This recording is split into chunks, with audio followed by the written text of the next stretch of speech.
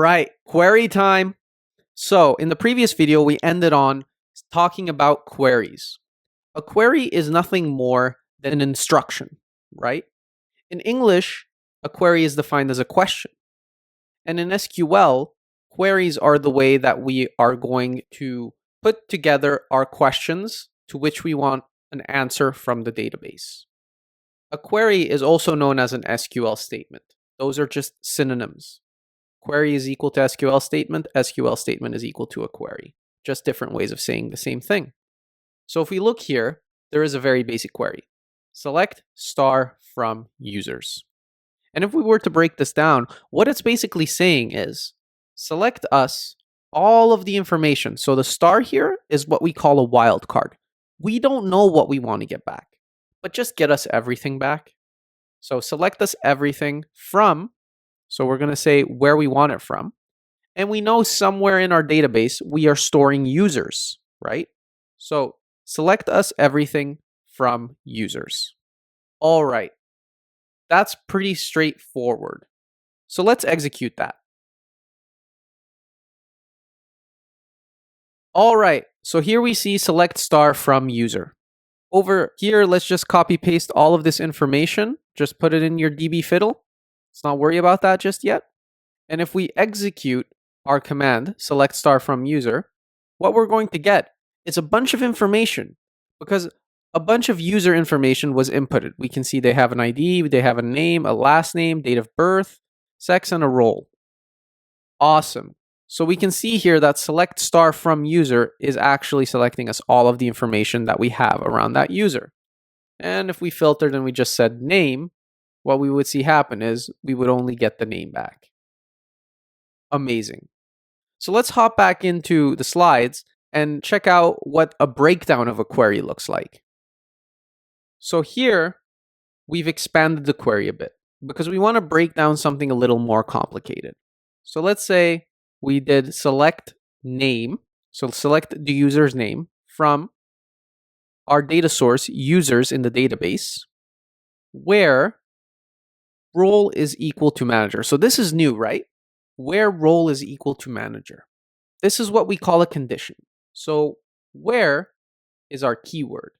And we're saying where the role of the user is equal to manager, return us the name. I hope that makes sense. We're filtering data at this point. We're saying where the role is equal to manager of the user, give us back their name.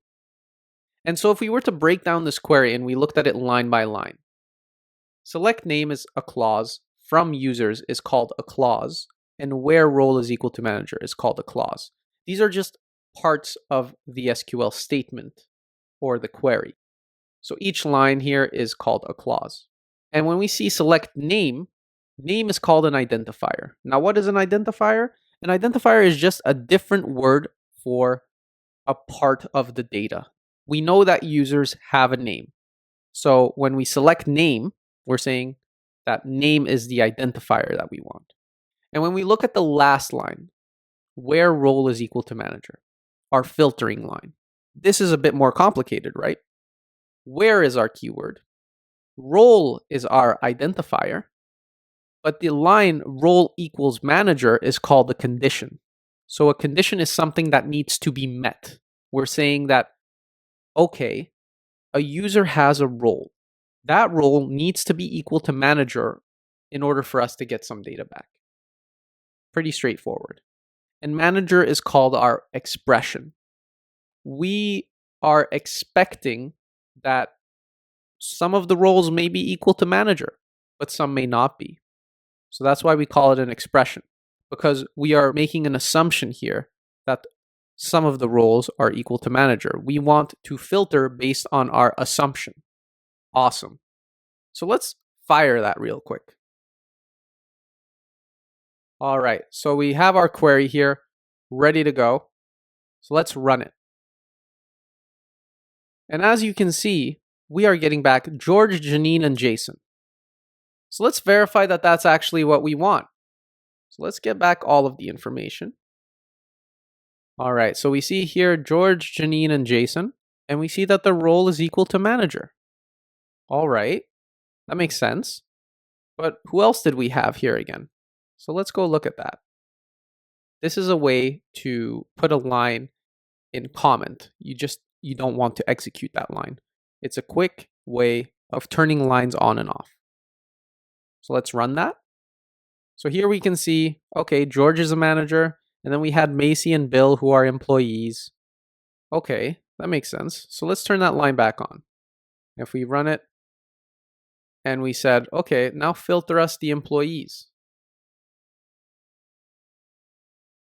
Awesome. So we see Macy and Bill come up. All right, awesome. So now it's all starting to come together, right? We know how to build a very, very simple query.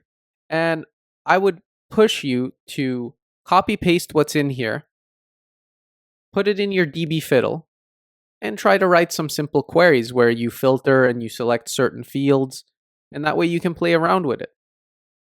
So we've done our breakdown, and now we know all of the different parts that go into a query.